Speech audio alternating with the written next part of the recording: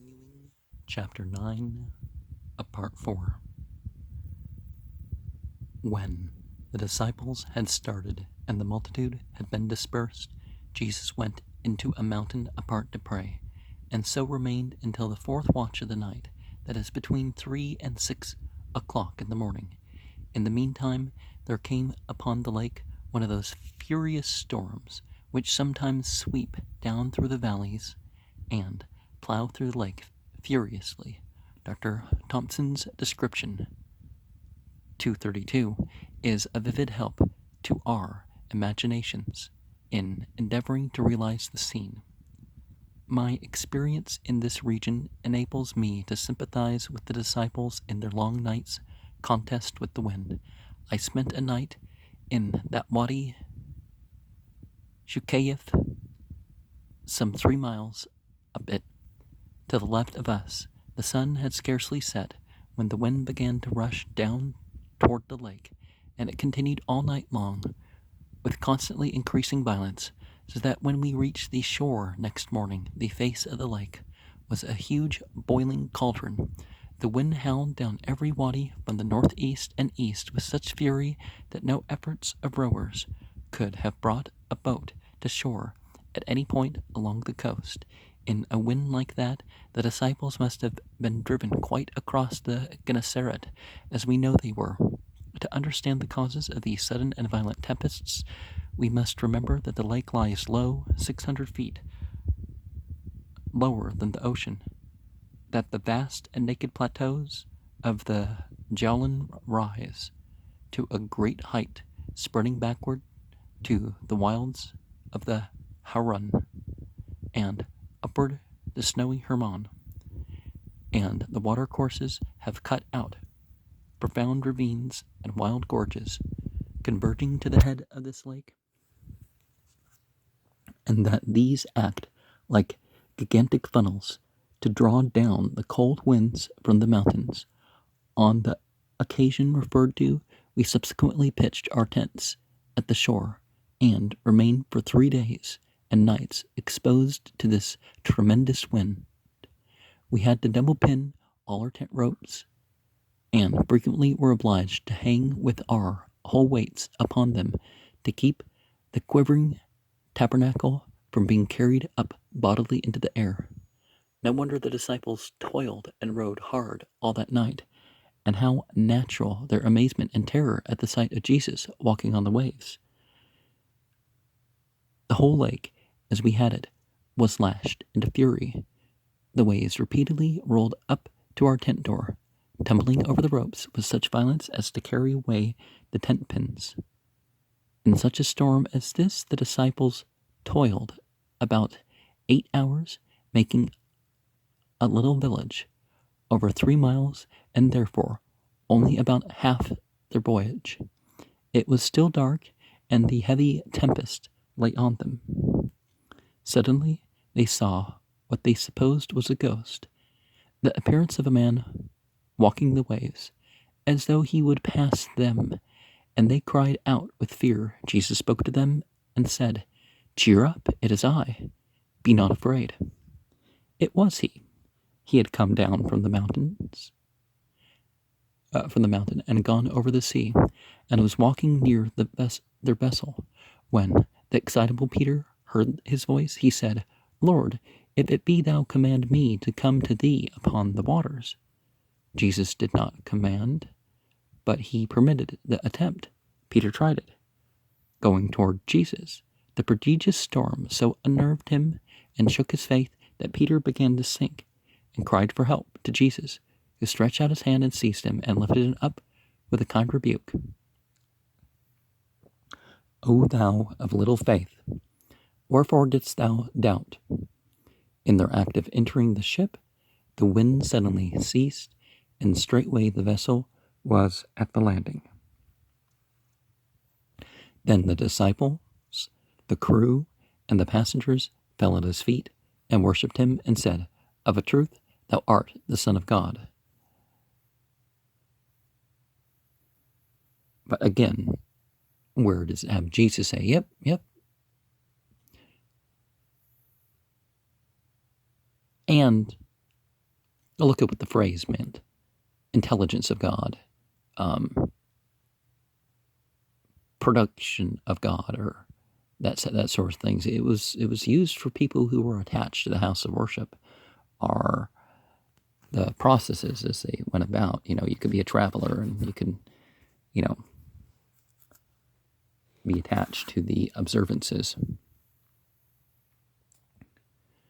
Here is a plain statement of a miracle. In a howling storm, Jesus walked the waters of a lake that had been lashed by the scourges of a powerful hurricane through the whole night. It was not a phantasm of him. There was no optical delusion. Peter touched his hand. He went on board the vessel. He remained with a number of men who had ample opportunity to examine his person. How he did it is not the part of a historian to say. There are latent forces in our humanity which now and then flash forth. Well, we can psychosomatically do a lot more than we realize.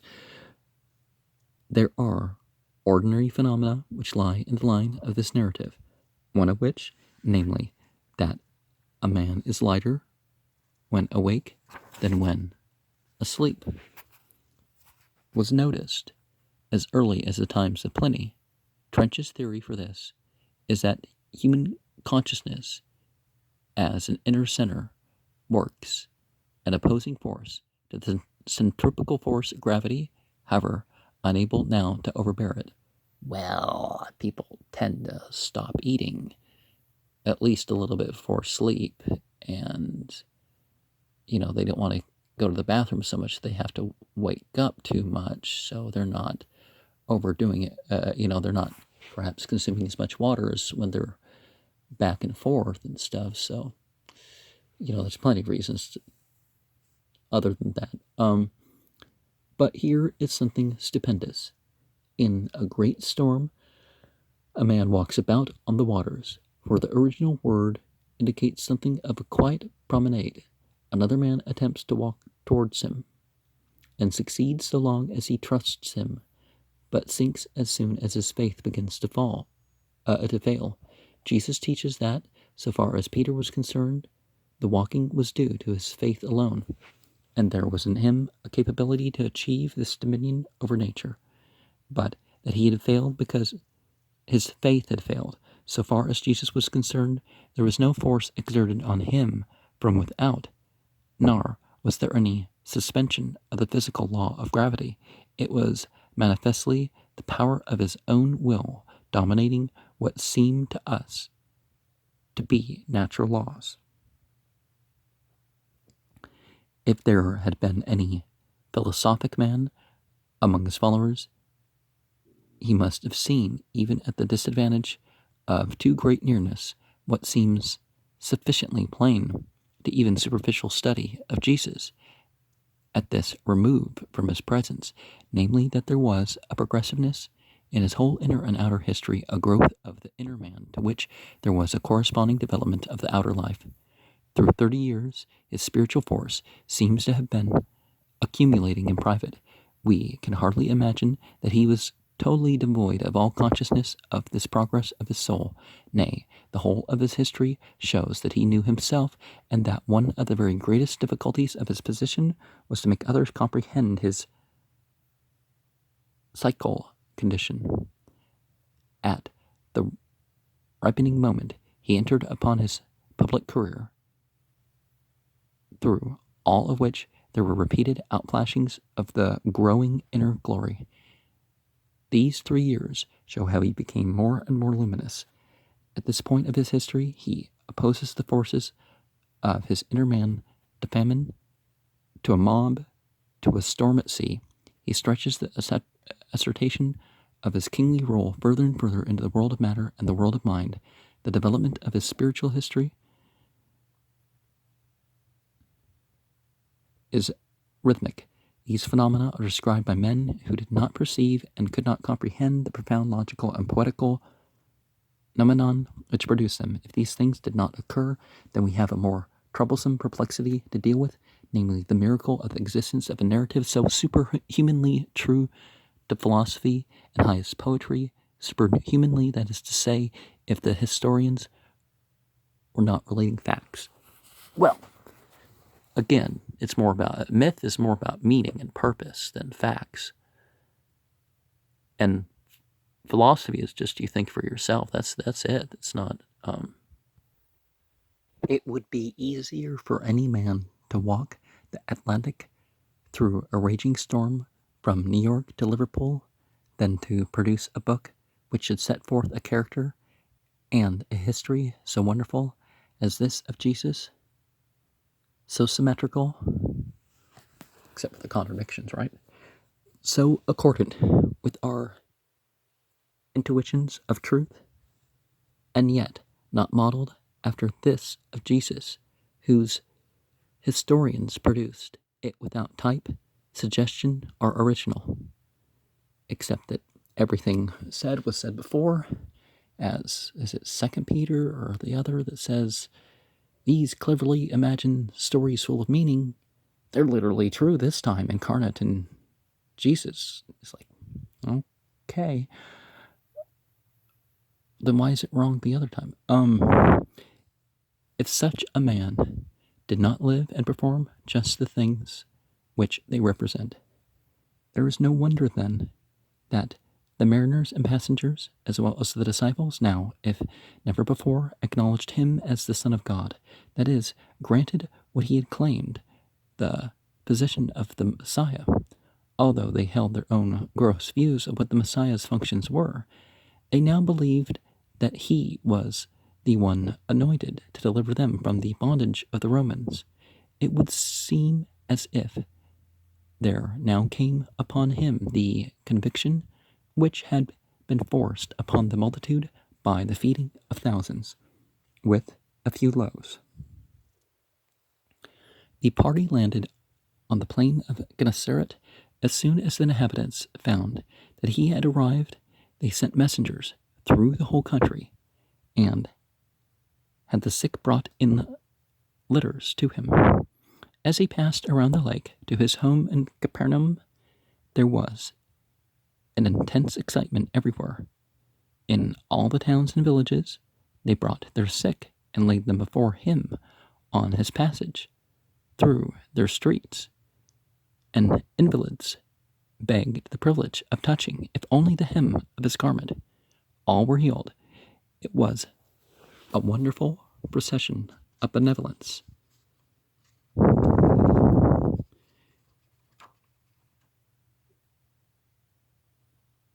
And you see that talk in the Hindu texts as well, is that such and such was so benevolent that he allowed he willingly became the object of adoration and let the people worship him like a god and all this stuff. It's like,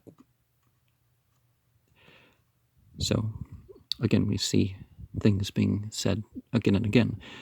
In the meantime, some of the most fanatical of the people, they worship Jesus rather than following his principles, who had been fed on the previous day, seemed to have lingered in the hope of seeing him again. They knew nothing of the extraordinary night scene on the lake. They supposed that he may have retired for private devotion, but would make his appearance during the day. But, not finding him, and knowing that there had been but one vessel on the lake yesterday, and that in the fearful storm the disciples could not have returned and taken him, they fell back on the only natural conjecture, namely that he had walked around the edge of the lake by Bethsaida to Capernaum. When, therefore, vessels from Tiberias passed near, they hailed them and took shipping for Capernaum, seeking Jesus and more bread. That these people were not the best of the multitude who had been fed in the wilderness appears from their persecuting Jesus with their presence, when he would fain have been rid of them, but because they did not follow him for religious instruction, but for material considerations. John 16. Well, I want more support about that, but they thought it was about Jesus instead of the message. That makes sense. They hoped that he was to be their bread king, the Messiah, to reign and feed his people. Their hearts and consciousnesses had all gone to stomach. They lived in a dream in which many a lazy soul to this day laps itself, that there is a good time coming when men shall have plenty to eat and nothing to do. To see that thought is going to make things worse in my country. That no, they're going to get us out. They're going to get us all working basically $5 an hour in the fields. For doing the hard labor. And those who don't make it just die off, right? Seriously, that's the communism that we're really looking at. But anyways, they were the Millerites or Adventists of old. Well, that's not the same thing. Well, the people who even quit their work to wait on hills and stuff. We must remember this: to make the address of Jesus at all comprehensible. Now, the Millerite thing has seen itself in different forms as time goes on. He speaks what they could not understand, while he utters profound truths which all receptive spirits will find instructive. And no, it doesn't make a difference what clothing you're wearing. I'm going to get raptured because I'm wearing a white robe like they wear in North Africa. It's like, well, it's summer clothing. It's not religious or not religious. It's the company of bread seekers pushed into the synagogue where Jesus was teaching and sought to relieve their curiosity by the abrupt inquiry, "Rabbi, when did you come hither?" Jesus deigned no reply to this impertinence. He regarded himself as the embodiment of truth, and truth never reveals itself to crude curiosity and pruriency. He answers reprovingly, and then makes an utterance very deep, but not wholly incomprehensible to them. "Verily, verily, I say unto you, ye seek me not because ye saw signs, but because ye did eat of the loaves and were filled. Exert yourselves, not for food which perishes, but for that which remains, to the enduring life which the Son of Man gives to you. For him has God the Father sealed." The parent-child language is not literal, hence the capitals, right? Well, no, that's not quite it. You know what I mean. They seem to understand something else, so far, at least, as that he meant to say that if they got material bread from him, it would be a very incidental thing, that he was a moral teacher, and that they must seek him for what their souls would gain as spiritual sustenance, which he bodily announces that he was able to give him, that he is the one whom God the Father has stamped as genuine, and that he could give them that which nourishes the life which endures. Therefore they said, "What shall we do that we may work the works of God?" Jesus answered them, "This is the work of God, that ye believe on him whom he hath sent." The reply was, "What sign dost thou, that we may see and believe thee? What dost thou work? Our fathers did eat manna in the wilderness, as it is written, he gave them bread from heaven to eat." These gross people, having been fed miraculously, had forgotten the feeding and undervalued the miracle, it would seem, because it was a mere multiplication of bread, whereas in the desert, during their wanderings, their fathers had a daily shower of bread from heaven. This reply shows how material and sensuous were all their ideas. Jesus answered, "Moses did not give you the bread, but my Father gives you the true bread from heaven. For the bread of God is that which cometh down from the heavens and give life to the world." I probably said heaven because of the, metanomial or not, it really makes more sense to use the plural, but it was not Moses who gave the manna, but it was God, and that manna was but temporary, for if it remained over, it decayed and was useless. But God sends Jesus, in whom the world is to have life.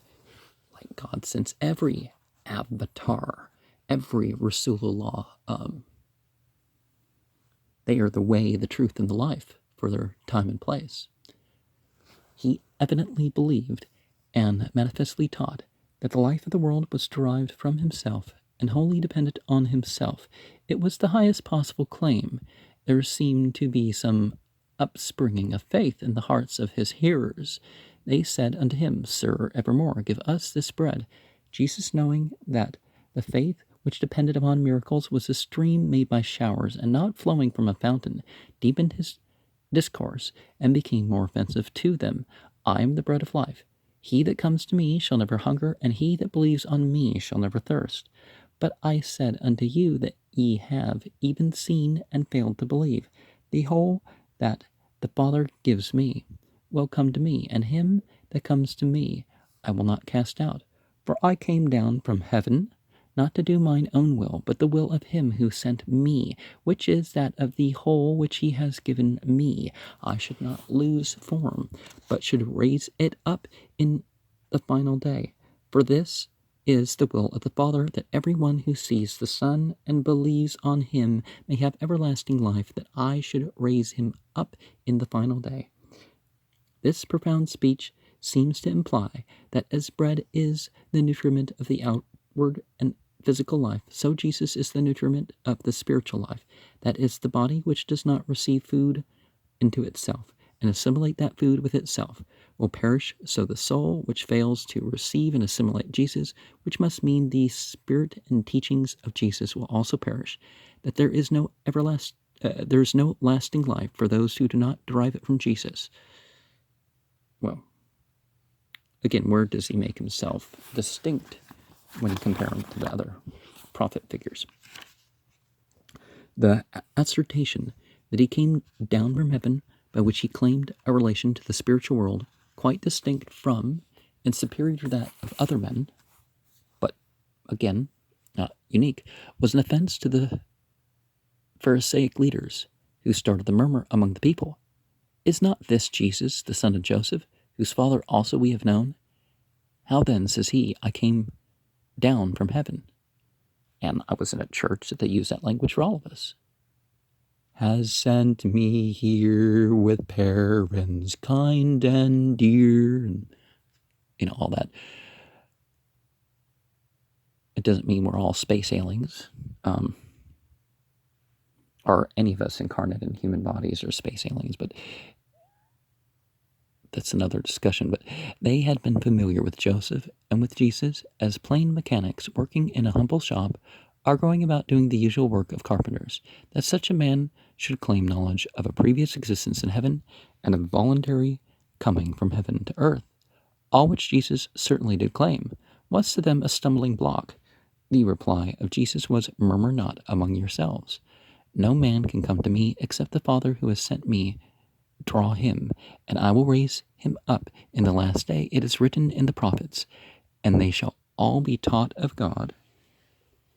In such passages as the remarkable one in Joel 2, verses 26 and 29, with which to compare Isaiah 54:13 and Jeremiah 31:33 and 34.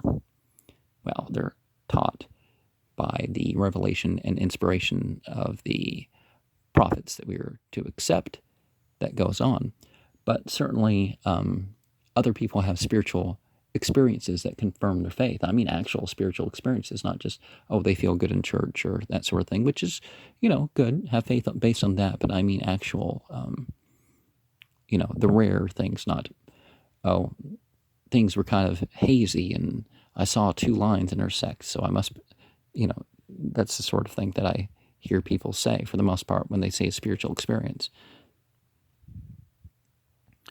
In a spiritual, it was in a spiritual context, but it's not of the spiritual realms. Everyone who has heard and has learned of the Father comes unto me. Not that anyone hath seen the Father, except he who is from the Father. He has seen God. Verily, verily, I say unto you, he that believes has lasting life. I am the bread of life. Your fathers did eat the manna in the wilderness and have died.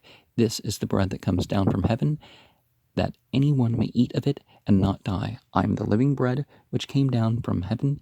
If anyone should eat of my bread, he shall live forever. The bread which I shall give for the life of the world is my flesh.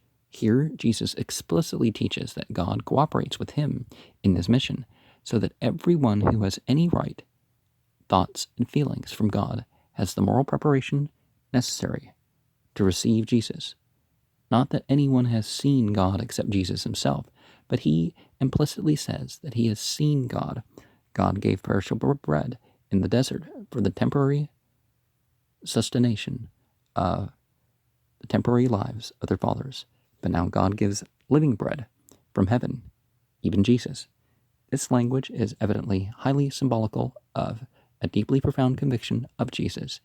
He connected the welfare of mankind with himself, and with himself after death. Flesh cannot be eaten until the animal is dead. Well, some people actually bite living animals, but I don't recommend that. Well, unless you're in a fight with one, maybe. But then that flesh, having lost its life, is on the way to decay. But Jesus says his flesh is alive when eaten.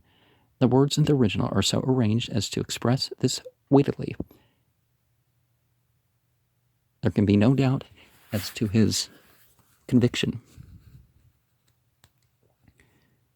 that he should die, that after death he should be alive again, and that faith in him should be the life of men, and that only by faith in him could men have lasting life, and that souls do not receive him should perish, just as bodies perish that do not receive material food into themselves. Then the Jews strove among themselves and said, "How can this man give us his flesh to eat?" Perhaps some had glimpses of a profound spiritual meaning.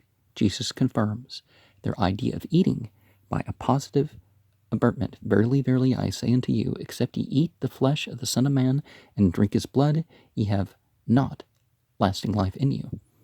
He who eats my flesh and drinks my blood has lasting life, and I will raise him up at the final day. For my flesh is truly food, and my blood is truly drink. He who eats my flesh and drinks my blood dwells in me, and I in him. As the living Father has sent me, and I live on account of the Father, so he who eats me, he shall also live on account of me. Such is the bread which came down from heaven, not as the fathers did eat and have died. He who eats this bread shall live forever." Now, carob and a red drink sometimes is part of some of my, something related to bread and something related to drink, particularly a red or a purple drink. So blood and flesh, but it's a symbolic thing, right? And if this is, again, John, you had the, bouncing it off the Bacchus thing. Yeah, people worship Bacchus, and they're trying to put this into that context. But we don't have to think of that you embody it. You don't just use the energy or the principle, but you certainly have that energy or the principle, but you have those bodily deeds in addition to that philosophy.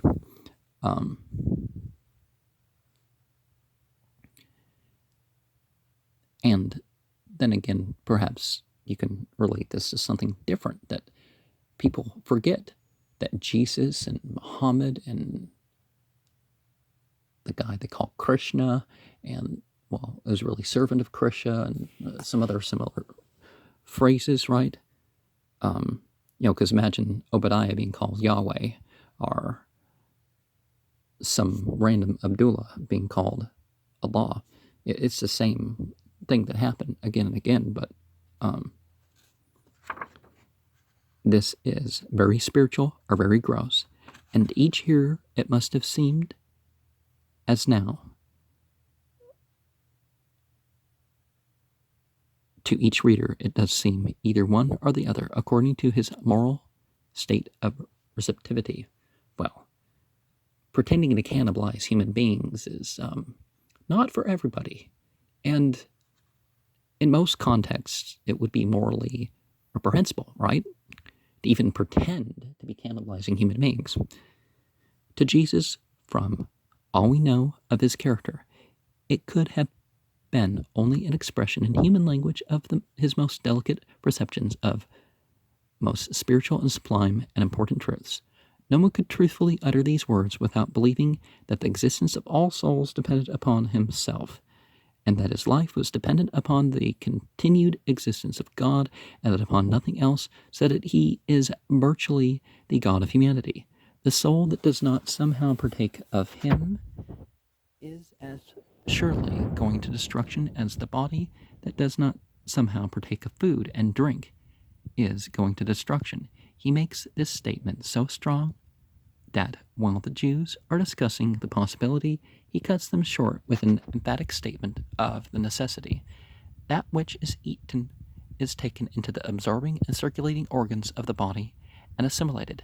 That seems to be the reigning idea throughout this speech, not the grossness of mastication, but the fineness of assimilation. All this discourse took place in the synagogue of Capernaum. It was not only offensive to the Jews, but also to many of the hangers-on of his disciples, those who followed him from general motives are for sinister purposes. Ooh, you can follow Jesus for sinister purposes? Gotta write more on that, right? They said, "This is a hard saying. Who can listen to it?" Jesus knew how they felt, perhaps heard what they say. He replied, "Does this offend you? What if ye shall see the Son of Man ascend to where he was before? It is the Spirit that gives life. The flesh profits nothing. The words that I have spoken to you are spirit and life. But there are some of you who do not believe." It seemed to them something like impiety, which he was uttering in saying that he came down from heaven. He startles them with the intimation that it is possible that they may yet have ocular proof of his ascending. He declares again his pre-existence. In speaking to his disciples, he gives a spiritual turn to the words he had uttered and broadens the spiritual significance of that speech by declaring that his physical man, his body, could not be profitable, but that it is the Spirit which gives life. The Spirit animates the body, and the spiritual recognitions alone are valuable. John declares that Jesus had insight into the spiritual condition of the man about him and knew who did and who did not believe his words and who it was that should betray him. He saw that he weaned from him the utter materialist and traditionalist and secularist. Many of his followers turned away from him forever. Jesus said to his 12 chosen friends whom he had selected to propagate his principles, "Do you also wish to go away?" Simon Peter, generally spokesman, answered, "Sir, to whom shall we go? You have the words of lasting life, and we believe that we have found out that you are the Holy One of God." There was a great faith based on a great spiritual intelligence. He saw that words were more powerful than acts. Deeds die, words live. The flesh.